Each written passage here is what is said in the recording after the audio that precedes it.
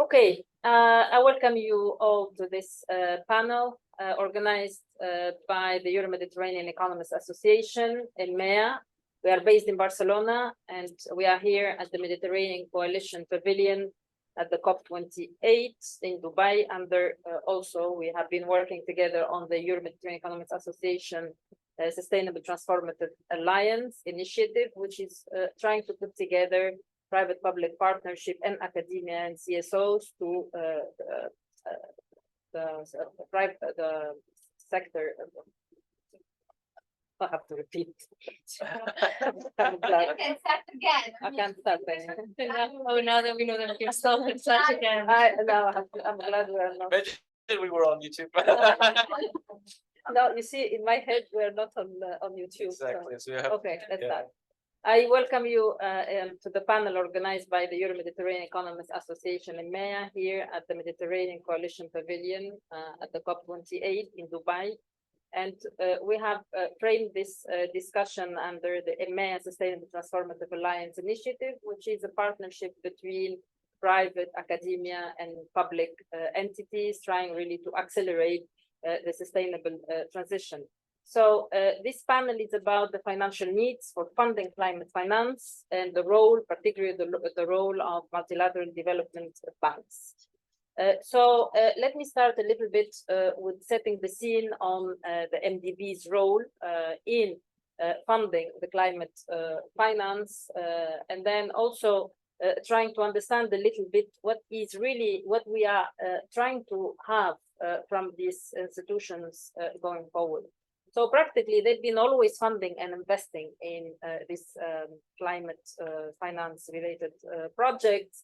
But then at the same time, they have been trying to leverage the private sector capital over time via, for example, the use of guarantees, and also trying really to get specific climate solutions for the private sector to give them incentives into financing more into climate finance. But of course, risk is something that we need to assess, we need to measure, and the risk premium sometimes on innovative projects is high, and also when connected with the countries, then it gets even larger. So we need really, in a way, to reduce this risk premium, and having the multilateral development banks helping the private sector to accelerate the financing of this type of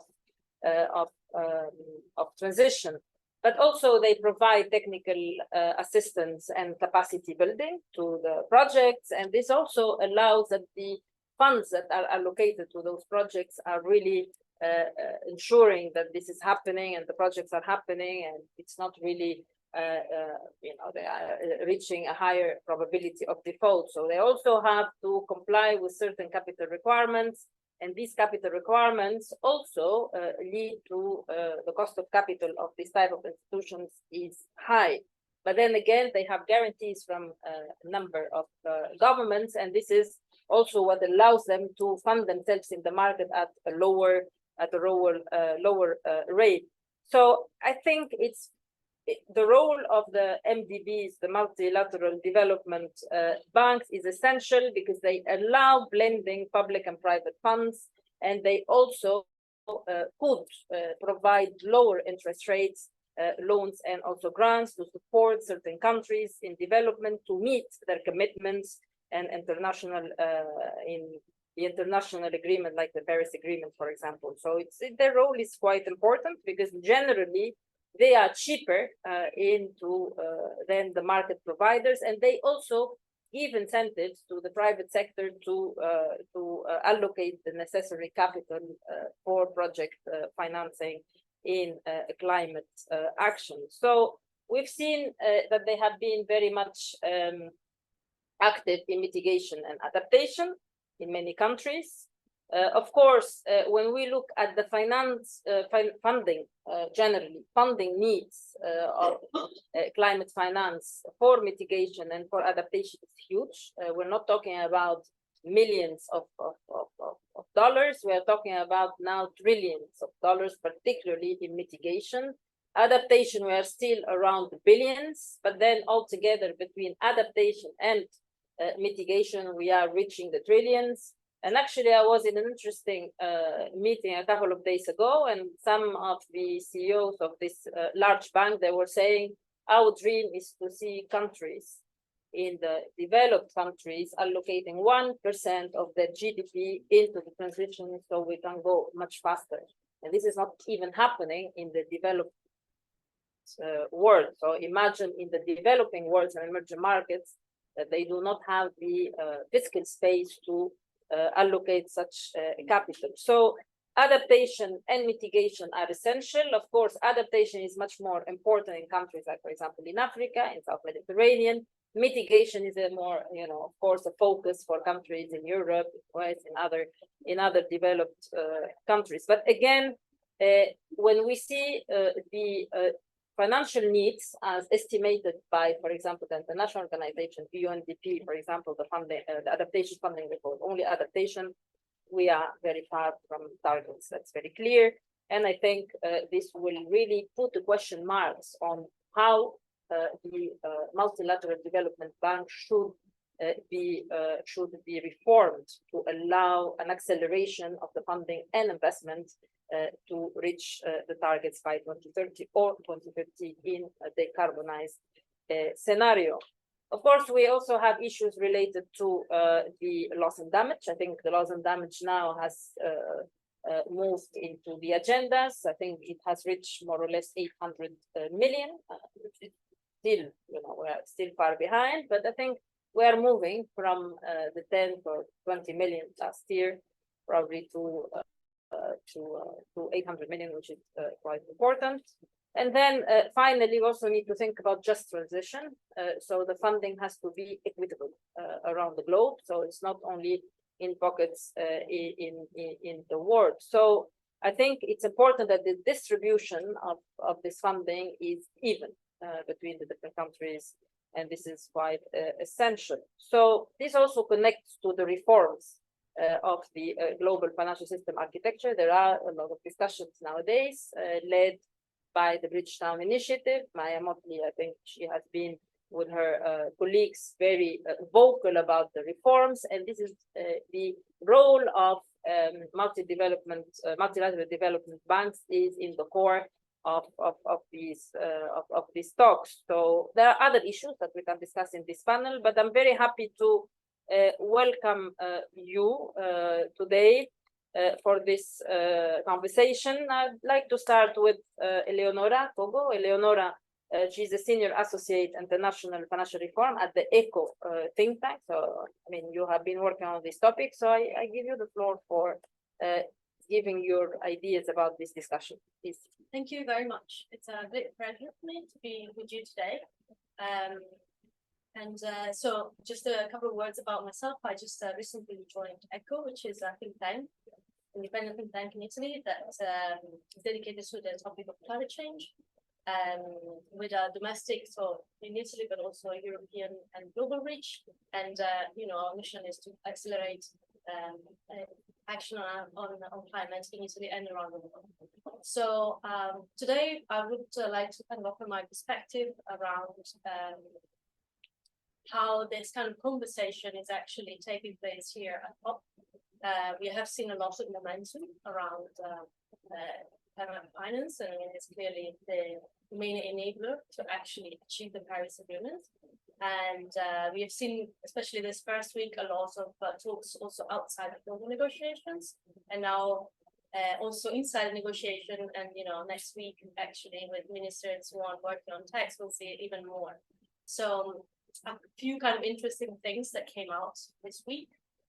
There was, first of all, the launch of the second report of the third summary, which contains some very interesting figures. To give a bit of context, we hope to see those also reflected in text. Last year they came up with this figure of how much financial investment is needed to put trillions for emerging markets and developing economies. And and this year we have a bit more clarity about where this money should go. So we know that there is a big chunk that has to go for the energy transitions, but also they have highlighted actually how the need for adaptation, for loss of damage, for nature and just transition. but also like they have highlighted how, the multiple sources of finance, so, the role for the domestic public resources, but also the need to really multiply significantly the concessional finance elements, MDBs, and finance, and also, to get a lot more private finance to really achieve the goal, because the transition is enormous, what we need to achieve in a very short period of time. And then a couple of interesting things. There was the leader declaration on the global climate finance framework, and we are very pleased to see some of very high level principles reflected in there. They obviously also reference in there will be for concessional finance, but also talking about rechanneling inefficient subsidies, taxation, made a reference there. There was a reference to that, very important, to increase the fiscal space. Otherwise, of course, reforms will fail, we will fail achieving the Paris goal, but I'll leave to other speakers to get more into this later. And then there was also interesting to see, a reflection from the MDBs themselves and seeing how they, through their kind of country sector platform approach, how they see, actually countries taking leadership and also kind of moving more away towards a more kind of transformational and systemic change. But also kind of looking more inside the actual negotiations. We have seen kind of in the global stocktake, a couple of words about the global stocktake for those who may not be very familiar with the Paris Agreement, is the actual engine of what will make this agreement work, right? There's a time every 5 years where countries get together and assess is what we've done. Is that enough to keep us in line with the Paris Agreement goals? And, unfortunately, the answer is no. And so, what we need to do next over, the next 5 years to actually get there. And I think this global stocktake is not only the first one, but it's the most important one, right? Because it's the only one that we have to really keep the 1.5 goal. If we don't actually get something meaningful out of this part, we're not gonna stay going. So and obviously the climate finance plays an essential role in the, without climate finance we're not going to achieve the climate goals. And so I was pleased to see in the global stocktake text that is currently being negotiated, there are some kind of recognitions of also the need to transform the financial system. There is references to the role that the Multilateral Development Bank can play in this. So, there are a lot of these options are on the table. We hope to see this language strengthened and having a more kind of concrete outcome with clear indication what different actors should do. So, looking into that. And then the other space in the formal negotiation is in the definition of the new collective quantified goal. We are expecting an outcome on that next year, where they will announce the new goal that should supersede the 100 billion goal that we have been working until now. There are a lot of lessons there that we can learn to try to make it much better, this new goal. But I think that's where also there will hopefully be room for some of these kind of conversations to enter. There is a bit of a disagreement because there is a bit of a fear that conversation, for example, around transforming financial flow will distract from the responsibilities that developed countries have towards developing countries in terms of providing public finance. And I think that should be a condition from where we start. We cannot backtrack in any way around that. But we know that the challenge is so big that we need to go way beyond what national governments can do. We need to involve all the actors. And it's a massive effort, but it's a fundamental one. So this is really the greatest challenge that we're facing now. Unlocking finance is the only way to actually achieve the decarbonizations and the resilience goals, and to really keep the Paris Agreement alive. I think this phase where the negotiation happened is a very important one because it's the global stage. This is where every country is at the table. So a strong message from here is very important. But we're also kind of gonna be interested to see, what's gonna happen also then when at the G20 level, where they will actually be able to make maybe more kind of concrete work on this, continue, the work they have been doing. And also, I think there is again, a call for the G7 countries to actually provide a bit of political influence to support the climate finance. You know, they are the ones that have the responsibility to act first, and they can actually enable a lot of this transformation to happen. Thank you. Thank you, Eleonora. I think you mentioned the role of finance, but as you know, the financial sector, at least from the private side and also from the MDBs, they are required to hold certain level of capital, and also they are required to have very strict risk assessment and risk management. So you see there is this tension between sustainability and stability, financial stability. And this has to be very carefully looked at also from a regulatory standpoint. So it's not only about unlocking the needed finance, but also making sure that those projects, they can lead to a transformation. And this transformation has to happen also with a certain, I would say, performance. So this is why there is this whole debate now in the global financial market, whereby, yes, we have to accelerate, but we cannot relax our risk measurement and risk management processes. It's very important to, otherwise we will enter into the next financial crisis, because practically we have not managed correctly the systemic risk. And since everybody's going to, have that, say, to be careful not to just, we have to unlock all the financing, but at the same time, we are not able to manage this accumulation of over time. Yeah, no, I agree. I mean, it's a very complex puzzle and pieces to make them work at the same time. But at the same time, we should also not forget the urgency. You know, we have a very short window of time to actually achieve those goals. We're running out of time. Yeah. So, but I agree with you. It has to be done in a way, in a stable way. Otherwise, we're not going to achieve our goal. Absolutely. So thank you very much for this putting the scene on this. I'd like to move straight away to Carola Mejía, who is the climate finance analyst at the Latin American Network for Social and Economic Justice, Latindadd, to give us a view on the role of debt and climate finance. We know very much that many countries, Latin America, also in Africa, South Mediterranean, they are highly indebted. They don't have the fiscal space. Some of the countries, they are in default and restructuring talks. And I think this also puts further pressure on them to really allocate needs, and even for investors and financial institutions to give them more funding, or to lend them more money to for their climate, finance their climate transition, or green transition overall. So what do you think about all of this? Yes, thank you very much. We're very happy to be participating in this event. I come from Bolivia, a developing country from Latin America, and as you were mentioning, we are facing not only high levels of indebtedness, but also disproportionately the effects of the climate crisis. The climate crisis is real, and it's already here with its worst impacts, unfortunately, for those who are not really the responsible of this crisis. So we have been analyzing climate finance from a climate justice perspective.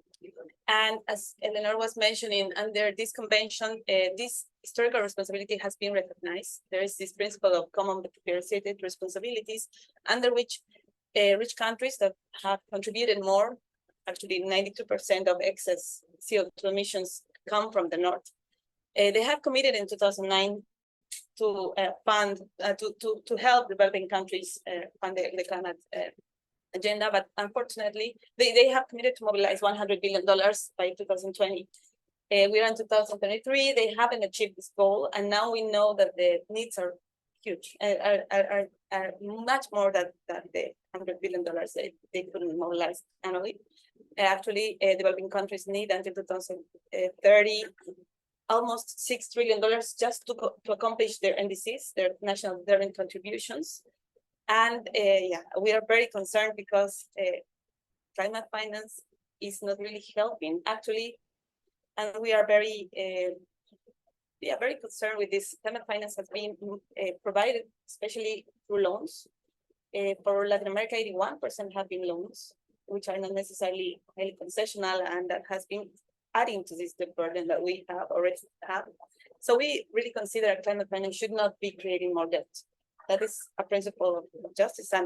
And unfortunately, we have been also analyzing how MDBs have been participating in this structure of climate finance. And we have seen something that is not so good, because 91% of what MDBs mobilize to developing countries are loans. And we saw, at the beginning, we thought maybe this would be highly concessional loans, but they are not. 75% of what MDBs are mobilizing to climate finance are not non-concessional loans.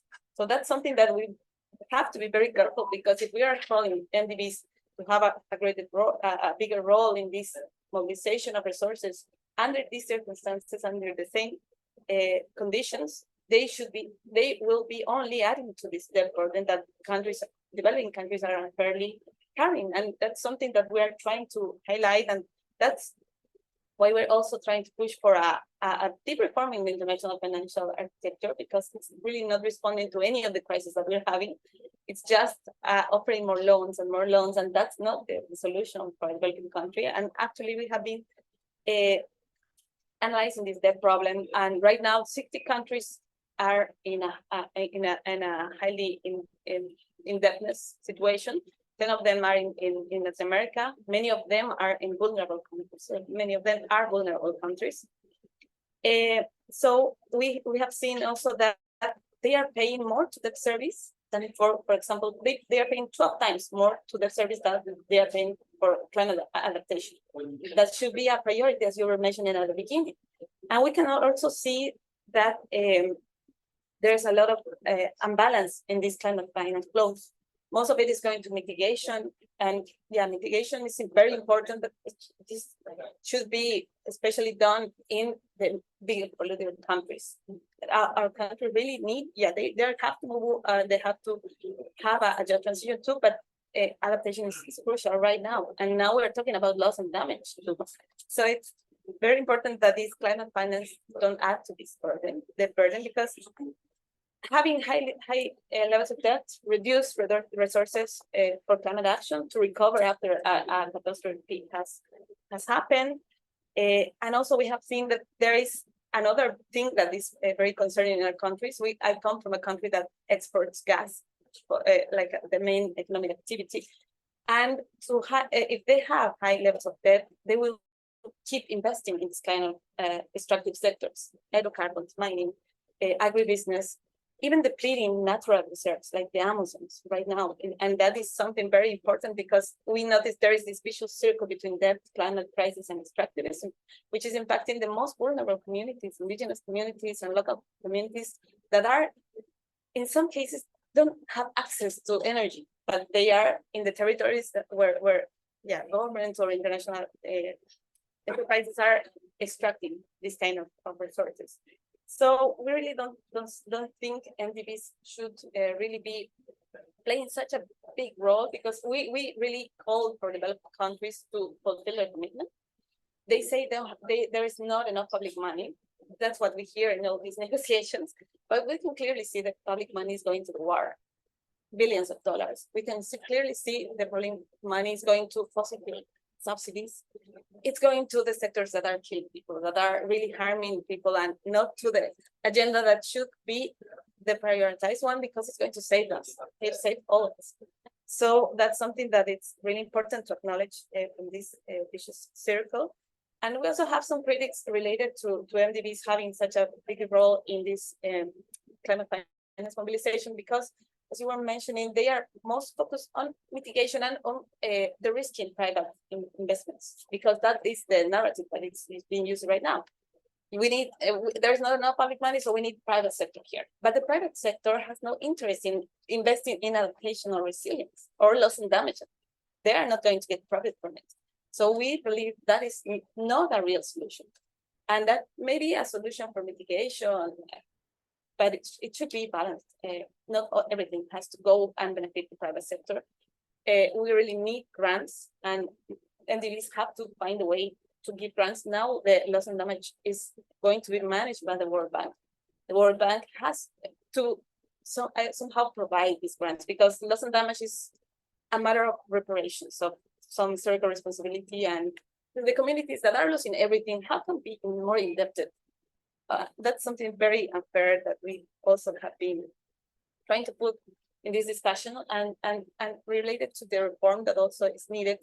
We believe that the governance of these multilateral institutions should be also reformed, because right now, of course, rich countries, which are the historical polluters and the ones that carry with the ecological and climate debt, are the ones having and taking the decisions in these institutions. For example, even in regional ones, the MDB for Latinoamericana is United States, 30%, and my country has 0.1, and he's sharing a seat with 2 other countries. So we don't have voice. We don't have voice to really make these institutions understand our needs, to respond with different solutions. And from Latindadd, we have been promoting some other alternatives. We have been seeing, for example, some debt relief initiatives. Maybe multilaterals can also be part of this kind of initiatives, because the ones that the G20 have put there have not, like the common framework to tackle debt problems, have not been effective. And we need different and agile solutions. We need fast. We need to respond to this climate crisis fast. And unfortunately, this climate finance architecture that we are facing is super bureaucratic. It's very inefficient. I really can't believe that a project sometimes takes years, 5 years to be approved, and they're a very difficult process. So we have to make it easier, especially for the most vulnerable. And and that's a big call that we are trying to do here, and also we are trying to promote. For example, there are the special growing rights. They have been very important after the pandemic. Latindadd has been very important promoter of the issues of the special growing rights for the pandemic, and these are resources that depend on a political decision under the IMF board.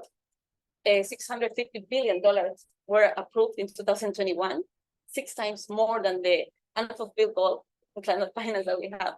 And they have been very useful for developing countries, even though we have received only 1/3 of this money, because of course it's very unfairly distributed. Rich countries received 2/3 of this, and they didn't even use it. Now they are trying to rechannel these SDRs, especially growing rates, through the Resilience and Sustainable Trust or through MDBs. But we at Multilateral Development Banks, but we really are seeing the same recipe, debt, conditionalities. And that is something that is very a part of this neocolonial system that has to change. Thank you, Carola. I think you put your focus on key issues. I think we are certainly in a vicious circle.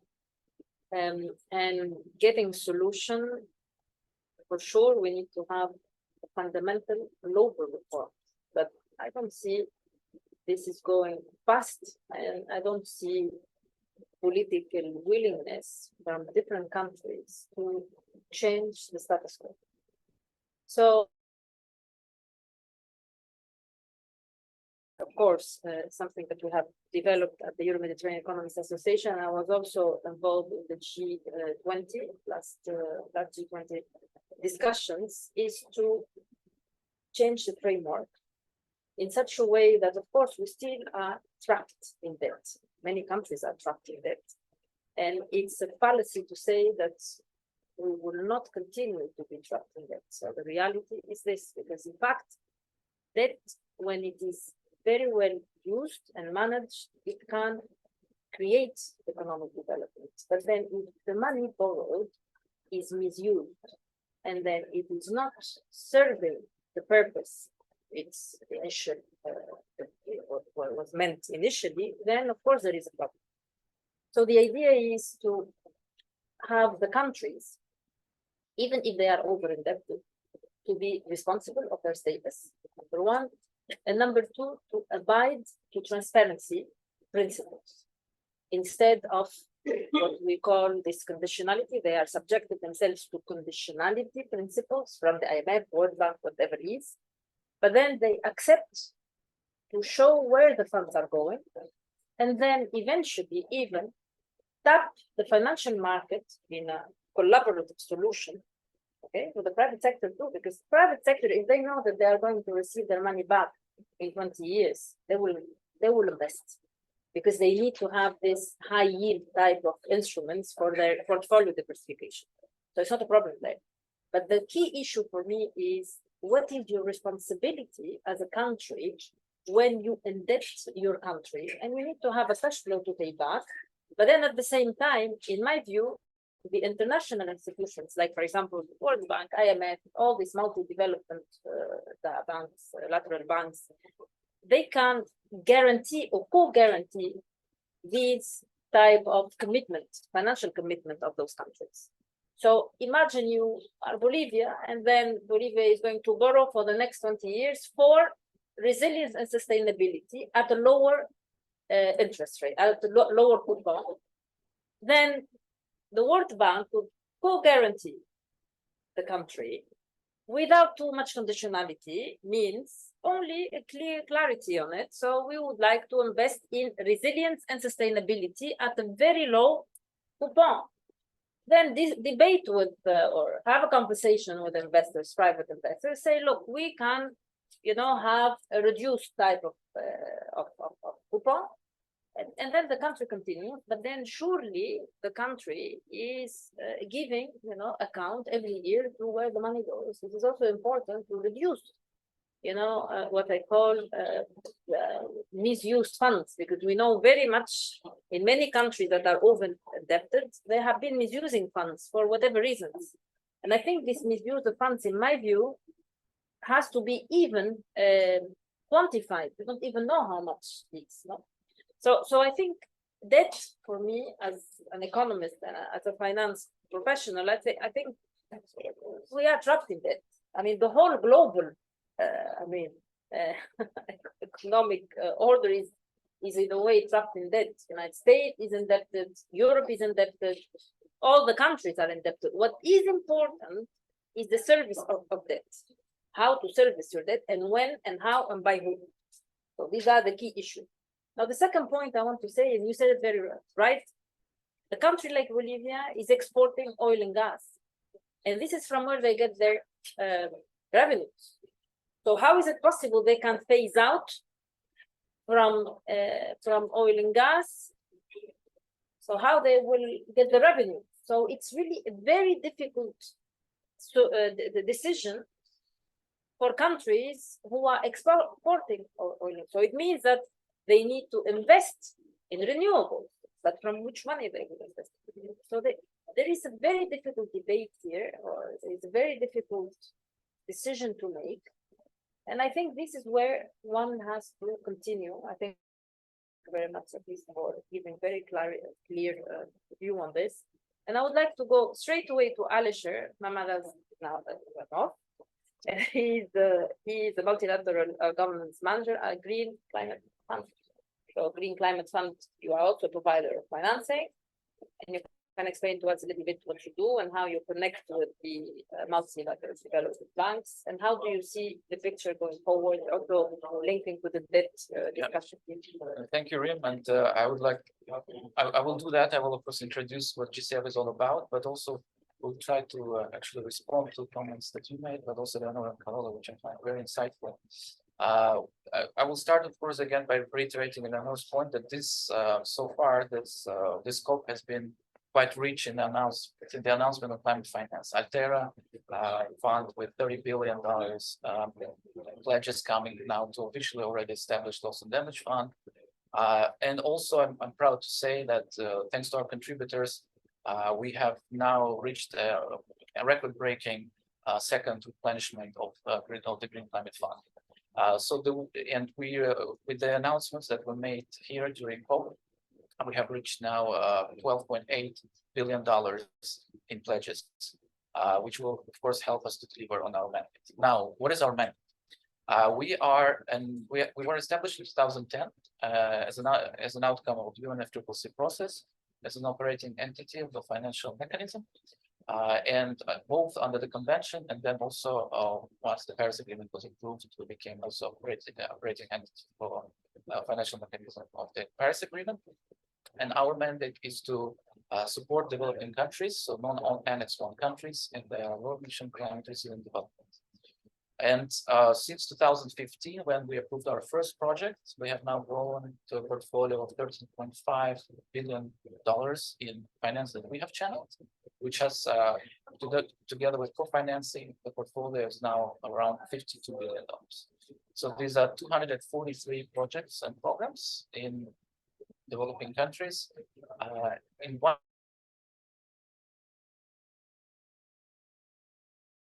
non-Annex 1 countries.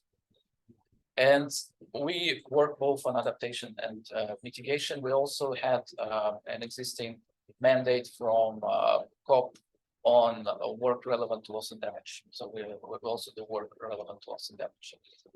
And what is important, in the way that we were set up, we are designed to have balance between work on mitigation and adaptation, 50-50 balance.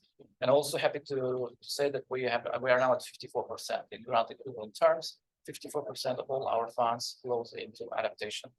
In addition, we also recognize particular needs of countries which are particularly vulnerable to impacts of climate change, including LDC states and African states.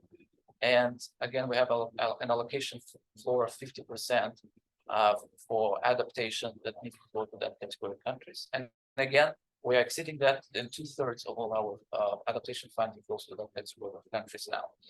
So how do we work? So basically, our model is to operate through accredited entities, and Multilateral Development Banks, all major ones are already our accredited entities. So, and World Bank and all the regional MDBs are our partners and have already programmed with us. Actually, I would like to give also a couple of examples just to see. But the idea, of course, why this partnership is important is that we have a highly concessionary capital. So we are very universal in the choice of investment financial instruments. We have all of them. So we have grants, loans, guarantees, equity, results-based payments, you name it. We have all of them at our disposal. But what is also coming to Carola's point, 42% of our, so the main part is grants. So 42% of the entire portfolio is in grants. And this versatility helps us to choose in our credit partners the model which would fit best circumstances of the country or the needs of each particular project. And so with this concessionary funding helps us to crowd in also and scale up our support through Multilateral Development Banks. So just to give two examples, one is with ADB, Asian Development Bank, and it's an adaptation and it's a public sector project. So increasing community resilience in the Asia Pacific countries, especially looking at the local level adaptation, local level adaptation. And we have actually signed the agreement just recently here at COP with ADB, Asian Development Bank, to implement this project. So we will move very quickly to implementation stage. So just to talk about numbers, we provided 100 million in grants and additional 20 million in loans, highly concessionary loans, to this project, which helped to attract 630 million from partners, ADB and partners. So as you can see, the ratio is more or less 1 to 6, and which helps to scale up the support. So this is for adaptation. And now going to and also responding to Carol's point about adaptation. Indeed, UNEP adaptation gap reports showed us that the gap is in hundreds of billions of dollars, and we should be realistic. This will not be provided all for public. Of course, grants, public financing is still core and key. But to go in scale, we need to also attract private capital. And here, for example, also one of our pioneer projects was the Global COVID Fund with Pegasus, which set up $500 million fund to build resilience and protect coral reefs. So that it's possible. It's possible to make adaptation attractive for private capital. Now, going into mitigation, we have also a very good project with the African Development Bank. And this is ensuring actually renewable energy access in local communities in sub-Saharan countries which lack access to energy. And again, we have it's called leveraging energy access finance. And again, with our loan and grants and guarantees of 170 million, we have attracted approximately 800 million additional through AFDB. So this really helps us to go in scale this kind of project. At the same time, very quickly, I would like to respond to some points, very interesting points that were raised by my colleagues. As I mentioned, we continue also to use grant support wherever it's needed. So also recently we adopted a project in Bolivia with FAO, which is 100% grant, $63 million, 33 from us, 30 from FAO, again, to improve ecosystem-based climate resilience in Bolivia. So as you can see, we are very versatile. We can use different instruments. Now, coming to the point of the need of actually reforming the entire landscape. Absolutely, I agree with that. And of course, I'm talking now not only about IFI reform, which was agreed also in the COP27 covered decision, but the entire landscape. We need to learn how to work together. So what climate funds are doing in GCF in our partners. So we have actually agreed and presented here our joint statement on complementarity of humans. So how we plan together, adaptation fund, global environment facility, climate investment funds, and GCM, how we'll work together. We also have our joint pavilion for the first time ever here. And this, of course, shows our also a contribution to, as you mentioned, going from incremental to systemic change in the climate finance. Really look and now to see how we can coherently work together. Of course, MDBs again had a very big statement here, joint statement, and our ET, Mamadzhanov, executive director, she was also at the panel with the presidents of MDBs here during IFI reform and private capital mobilization high-level panel, where she also presented our vision and how we can work with MDBs together. So yeah, that's for me. Thank you. Thank you, Alisher. I have one question. I want to go back to this issue. You mentioned that we need to reform the global financial architecture, and all agree. I think everybody agrees, but then again, there is a political will and when to do it, and we should do it. We should have already done it. One question is the issue of conditionality. So my view is to change conditionality with transparency requirements. But real transparency requirement, market transparency requirement on all type of loans, concessional loans, everything, private loans, grants, all what is funds flowing to certain countries at the global level. Yeah. And I think this is for me a way to also enhance accountability to the citizens, because after all, we need to know where the money is going, right? And this is also a way to understand the future of everybody on this planet. So how do you see this? Do you see this feasible? Yeah, I think there are also, of course, under the Paris Agreement, there's an enhanced transparency framework. There also will be reports submitted by both by developed countries on what funds they are making available for developing countries, but also by developing countries on what they are receiving. So this will also help them. And also, of course, I think there should be increased transparency indeed on the side of financial institutions, but also on the side of the countries. And of course, on our side, we publish our annual reports. We also, since we are accountable to UNFCCC, we are submitting our annual reports to COP, where actually we show we list all our projects, where our money goes, who are accredited entities, what we do on the ground. So all this information is available there. And again, as we know, MDBs produce also their joint report on climate finance, with showing also where the money flows and how they jointly mobilize funds for climate. I think these are all the elements of that transparency. Yes, but there are steps, but we still do not have a global mechanism for enhanced transparency. I think this is what we need to also allow us to understand the data to quantify it and also at a granular level where the money is going. So yes, there are data for sure, but I think I think maybe also coalition of finance ministers and their work with some else. But also my point is the conditionality on the countries that are borrowing.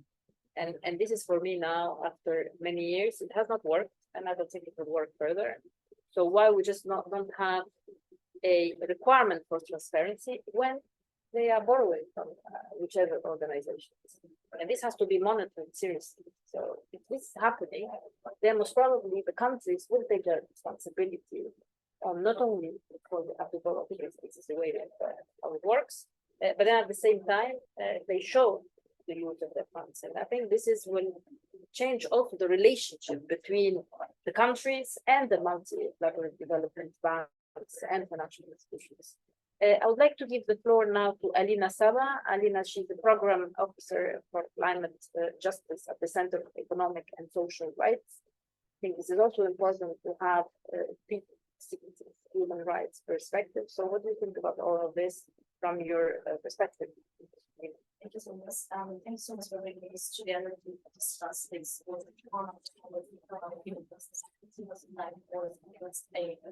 We represent the civil society movements and individuals women's movement. And I think one key point for our conversation is we have consensus on the need more resources for climate finance from the MDB side, from the generous side, from the civil society side, from the developing countries side. But I think we don't agree on the mechanisms and how it's going to be redistributed. To start from the point of as colleague mentioned earlier, to give you the very just stats, complex stats. Yes, I agree. Achieving climate justice is not going to be cheap. It's going to be expensive, but it is possible because the social movements have shown us. We have the answer with the civil society movements on how to do that. And I'll go to that points later. But to start with, to see around what is happening at this COP28, climate finance is one of the key debate it's coming up. And everyone wants affordable, accessible climate finance. MDBs are championing that. But what I worry as a civil society representative is, what do they mean by that narrative? What do they mean by when they're saying affordable, accessible finance? Because as my colleague mentioned, Carola, it goes as debt, most of them. It goes on mitigation projects, and it goes in the low-income countries or middle-income countries, because I would also like to pick your point on de-risking, guarantee, these all technical things on the side of economy.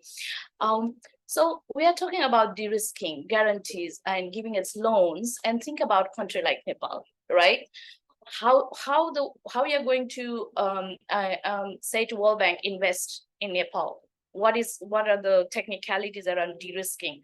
They are not going there. But if you see on the other picture, it is the most climate vulnerable countries, and one of the most poor climate vulnerable countries. And what is and how the MDBs are going to play a role there if they are not ready to even if we don't even meet that criteria of de-risking or guarantee or whatever. They need to think of the most climate vulnerable communities when they are talking about, we want to give you affordable and accessible finance. And we know from our research, from our movement, that Carola has mentioned a lot of evidence and example how it is not working. So I see the risks here of scaling private finance will do much harm than what is happening now.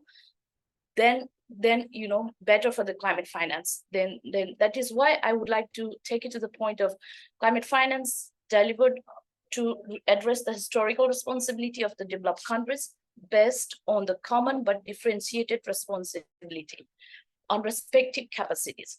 Because it's a global problem, we need global action, and we should not be just looking into the MDBs and as the answer. Oh, they have the finance, they have the capital, this will give us how to increase it. No, it's a systematic problem. We should go beyond MDBs and tell the developed countries where is the money, how to take it, because they failed the $100 billion from 2019 to 2020 in 2009, I don't know why I was still a young girl and like doing my university, and look at me now, I'm still talking about that. Until 2025, because the money is so small. Even the largest in 2021 or 2022 is 87 billion and going mostly as loans. And now we are talking about the new, like GST, global, I think GST and the new NCQZ, new quantifiable goal. To simplify that, we failed the 100 billion goal by 2025, even with the extended mandate.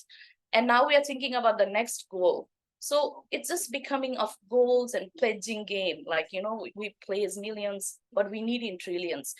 So it's a huge risk and it's complex, I agree, but it's not impossible. So I'm coming back to the point, because there is money. The tax justice movement shows we are losing almost 472 billion per year into illicit financial flows. And that is happening by the corporations made. And coming to the point of transparency, it is not just about asking transparency to the developing countries on the what are they doing with the money that we are giving this. It's debt. Look at the transparency of the developed countries. Where is the transparency all on the multinational corporations? Hello, guys. Like, are you teaching us about transparency? No, look at you first. We need to hold them responsible, the economy of the developed countries and how they are like taking millions of resources from country like Bolivia, which is mineral rich, and you know, like, and telling them, no, you don't have like, you know, right to raise revenue. We are transitioning now. We cannot use like your minerals, etc., fossil fuels, etc. So that is another thing. And then the tax movement has grown now. Like, we were tired of fighting within the climate space, and we went to like we can domestic resource mobilization. Yeah, we can raise revenues. There is money. This is the X amount we can raise from it. But again, what I see here is MDBs have started talking about that. And as a human rights activist, as a climate change activist, we need to be very careful about what are they going to do with that money, because we know there are mechanisms, we know the architecture of how they work. They will need to have guarantee to seek their profit back. So it is all about, it is not like we don't have money. We have a lot of money, but it is all about, why should we just keep scaling private sector or private finance when there are other systematic reformations we can focus into? That is what Mia Motley was at the beginning talking about, transformations of financial institutions. But sadly, her agenda was co-opted by a country like France, and Macron organized this big event and said, oh, we need more private sectors to fund climate. These are working in alignment, you know, like, if we look back from a Bridgetown Initiative and the agenda co-opted by the Paris Climate Agreement, the World Bank Reform Roadmap during the Mercosannual, and coming to the COP28. So this is not the opportunity just for scaling private sector and telling all the world money is only within MDBs, money is only within the private sector. No, there are money outside of MDBs. So the money should, climate finance money should come based on the what is agreed on the Paris Agreement. They are obliged to pay to the developing countries. It is not we are begging or asking for something. It is written there, and they must oblige to that human rights core principle, because realizing human rights requires resources, and it is also you know, like, making resources available based on principle of equity is also based on that is also human rights of every country, especially of the developing country. So I would like to leave this debate here. Yes, it's complex. We will not find the answer here, but we can like reflect and where to go next. And especially my colleague talking from the GCF, it is very hard to access GCF funds. It has to go through accredited organizations, and usually multinational development banks or UN agencies take the fund for this. And the adaptation fund gap is between 250 to 300 billion dollar already, according to the new UN report. And the GCF portfolio is sadly not matching that. And then even if you are giving it as grants or different mechanisms, it needs to step up rather than becoming the enabling mechanism for the MDBs, because it is a core entity of UNFCCC. We believe in that process, like it is more inclusive than other process. So it needs to be wrap up, like, you know, it needs to get its step up like quickly to meet these demands. So I think I'll leave it here. Thank you. Alina, thank you for giving this perspective, because I think it's a key perspective from human rights point of view, and I think what you're saying is absolutely correct. But then at the same time, we do not have the time not to involve the private sector. So this is the conundrum here. So the public sector, in a way, has failed to do what they have to do in terms of funding this climate transition and the transition as a whole. But then if we leave it there, we know that these countries are deeply indebted. Many developed countries also indebted, and then they have a responsibility with the developing countries. But then at the same time, there are all these geopolitical tensions, and we didn't have the time to talk about it today in this panel, which brings even another complication to the picture. So this is also something that in economic policy at a global level plays a very important role. And you said it, there is money, but then the money goes to other needs, war needs, that are also impacting negatively the climate and the environment and the people at the same time. So there is this contradiction that we are living in the global, of course, globally. I mean, not only in Asia or in Africa or in Latin America or Europe. I mean, this is just generic now at the planet level. Of course, finance is essential because we need finance, because finance is actually to allow things to happen, but we also need to ensure that this finance is accountable to whoever from different sides of the, of the spectrum. And I think there are much more complication, and I don't even know whether this COP could give an answer. And this is why always we expect COPs to give an answer, but then they fall short to give an answer. And we debate about, for example, the fossil fuel phasing out. But then, sorry, if you phase out, countries like Bolivia or other countries who are exporting oil and gas, from where they will get the revenue going forward, until when? And these are also aspects that we need to reflect upon, all of us together. And this is why what I agree with you very much is to work together. Yes, private sector, they need a minimum return on their investments. Okay, fine, this is okay. But at the same time, if there is an extreme event that will have an impact on the balance sheet of this private sector player, whoever these people are or institutions are, then the losses and the destruction of value is huge. But the only thing we don't know is when it's going to happen, whether or not it's going to happen. So this is why there is a kind of a long-term impact of their behavior today to act for the climate change challenges that we are facing. And I think, in my view, private sector mentality has to change to adapt to these extreme events that we are living. I mean, in the Mediterranean, we are living extreme events, environmental events, drought, heat, fire, and destruction of value. So this means at a point in time, these are all going to transfer to the balance sheets of these institutions. So economic destruction of value. I mean, it's destruction of value for all. So the more we don't do today, the more probability that there will be in terms of destruction of value. And when we say destruction of value, also social regress. Social regress means that whatever we have done for years, it's going to go backward. And I think there is a responsibility, and that's why I mentioned, of course, it's not a debate about multilateral development banks. They have a global mandate. So they have a responsibility at the global level. Every country has a responsibility at the local level. And developed countries, they have the responsibility also for their own countries and for the developing countries. Because you see, there is always demand and supply on anything, you know, they are demanding the fossil fuel from many other countries. But then at the same time, they want to phase out, and we simply need to ensure that these countries are not going to go worse. And you mentioned the issue of vulnerable countries. I agree totally, because some vulnerable countries, they are facing, I would say, the climatic crisis closer than other countries. So that we need, that's why the loss and damage is essential role of that.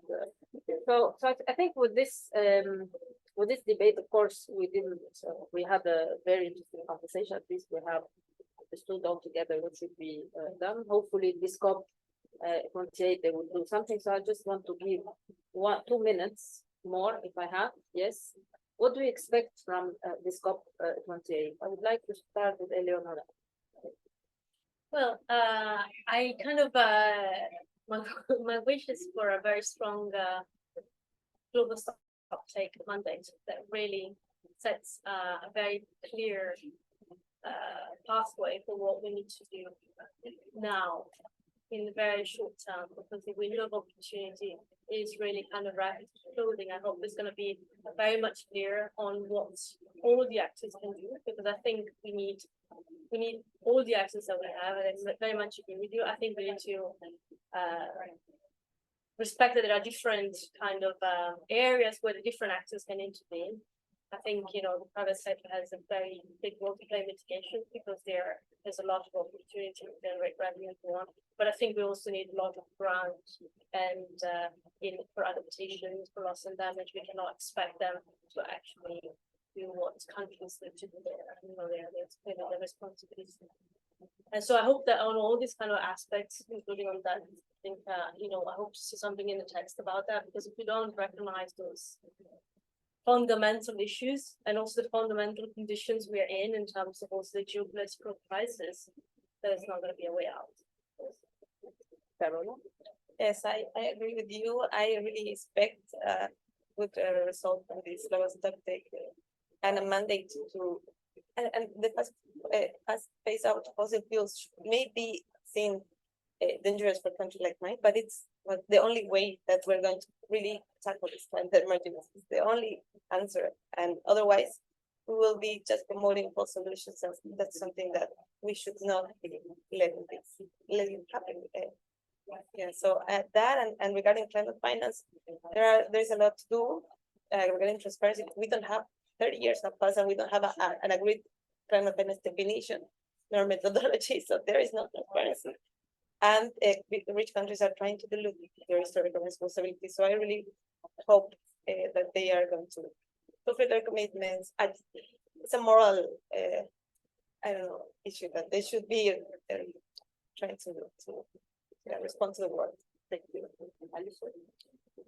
Of course, I agree on global stocktake, but then I would not to repeat, of course, what others said, and on means of implementation pillar of the convention and global stocktake would be very interesting. What is there? Because we support very much the operating entity, of course, of financial mechanisms. So on capacity building technology and finance. So what would be the outcomes of global stocktake and how we as Green Climate Fund can support countries in responding to challenges outlined there. The second point is global goal on adaptation. It's very important to unpack Article 7 with also targets, indicators to measure our collective progress on reducing vulnerability and increasing resilience.